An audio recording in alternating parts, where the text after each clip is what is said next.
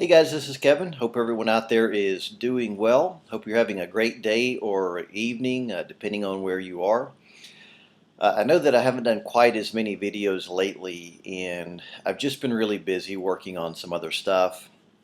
And chances are that's not going to change for the next couple of weeks. I'm going to be, wife and I have a lot going on, and I'm not sure how many of these I'll be able to do. But September should bring some really cool stuff to the channel, so just stay in there. Please do not unsubscribe because, like I said, some pretty cool stuff is coming up. What I thought I would talk about for a few minutes today is culture and compromise. This is back on the issue of being married to a Filipina. And, if you think about it, for a marriage to be healthy and to work, there's always going to be some give and take there. In other words, no one gets their way 100% of the time, and that's just how it's supposed to work.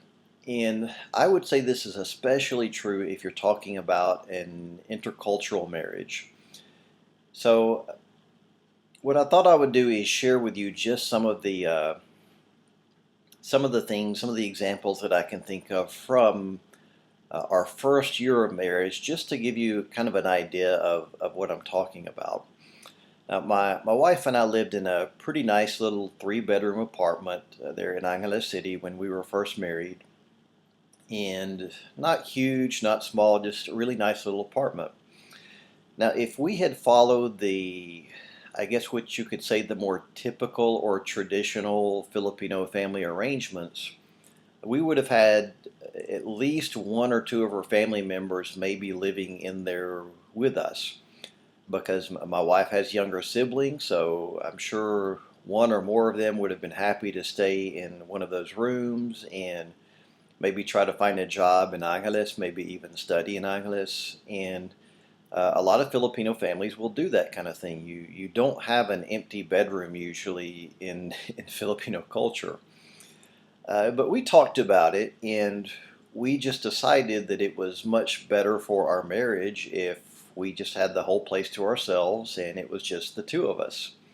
And to a certain extent, my wife was also making a concession, I guess you could say, to the fact that she married an American, so I kind of think about these things a little bit differently. And of course, we did have our family over a good bit. They didn't live extremely close to us, but it was not unusual for a family member to take a bus and spend the weekend or something with us. We had family a lot, and we were connected with her family, but we chose not to have one of her family members live with us, and that's a decision that we'll probably keep doing. I don't think we'll ever have any of her family members living with us, either here in the United States or in the Philippines. Now, the flip side of that is, okay, so in other words, what I just told you, we did something that a Filipino couple probably would not do. We did something there that was a little bit more American than Filipino.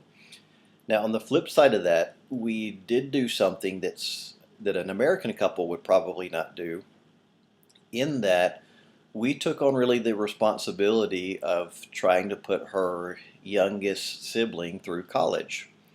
Again, that's something in my mind that most American couples would probably not do.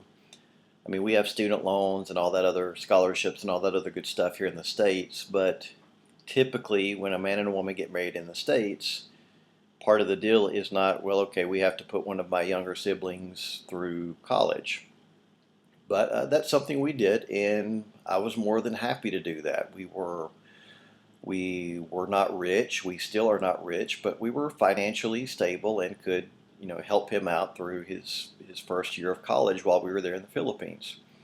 And we continued to do that, by the way. So those are just a couple of examples that I can give to you. And if you're watching this channel, whether or not you're Filipino, Filipina, American, British, whatever, if you're Asian or Western, that's something that you have to keep in mind. On the one hand, you're not going to get your way all of the time, but on the other hand, there should also be some concession given to your culture. So when I talk about adapting to the Filipinos culture when you marry her, I'm not saying everything has to go according to the Filipino culture. You just find that middle ground. And that's something that my wife and I are still doing to this day. Again, the fact that I lived in the Philippines for so long, for 11 years, that helps us out a lot because there are I would say most of the time she does not really have to explain why she does certain things or why her family does certain things because I understand all of that.